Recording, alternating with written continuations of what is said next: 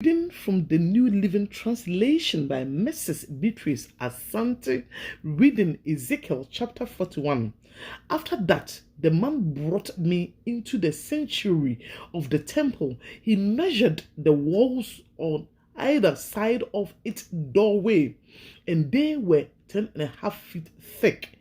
The doorway was 17.5 feet wide, and the walls of each side of it were 8.4 feet long. The sanctuary itself was 70 feet long and 35 feet wide.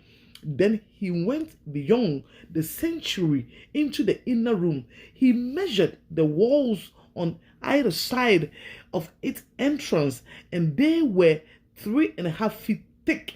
The entrance was 10.5 feet wide, and the walls on each side of the entrance were 12.4 feet long.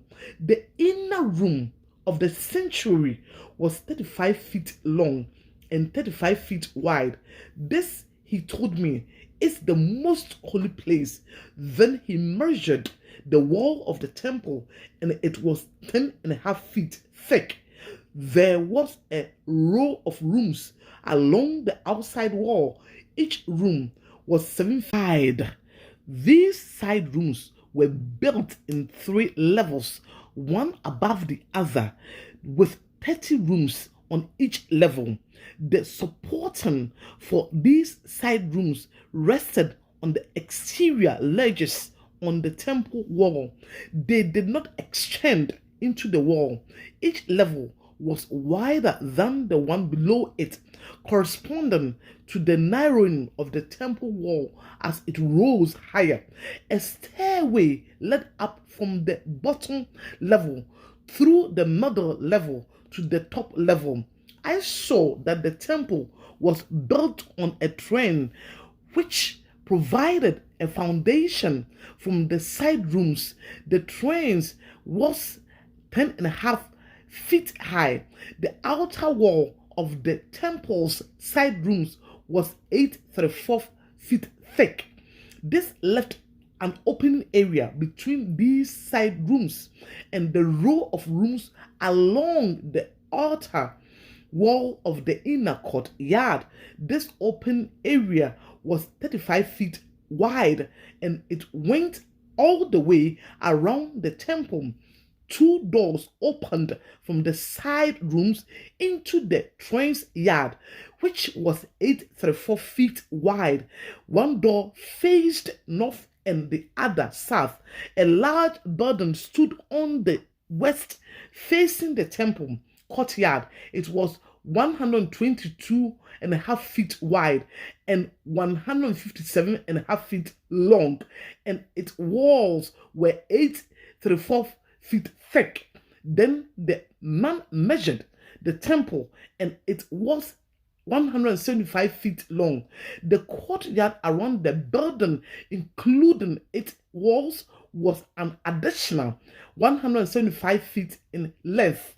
The inner courtyard to the east of the temple was also 175 feet wide. The building to the west, including its 2 walls, also 175 feet wide. The sanctuary, the inner room, and the enter room of the temple were all paneled with wood, as were the frames of the recessed windows. The inner walls of the temple were paneled with wood above and below the windows.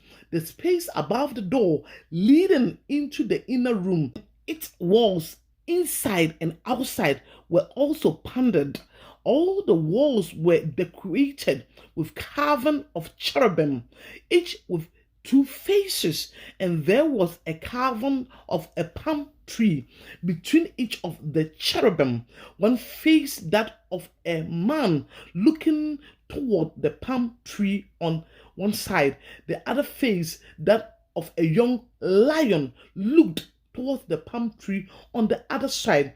The figures were carved all along the inside of the temple, from the floor to the top of the walls, including the outer wall of the sanctuary, there were square columns at the entrance to the sanctuary, and the ones at the entrance of the most high place were similar. There was an altar made of wood 5.25 feet high and 3.5 feet across. Its corners, base, and side were all made of wood.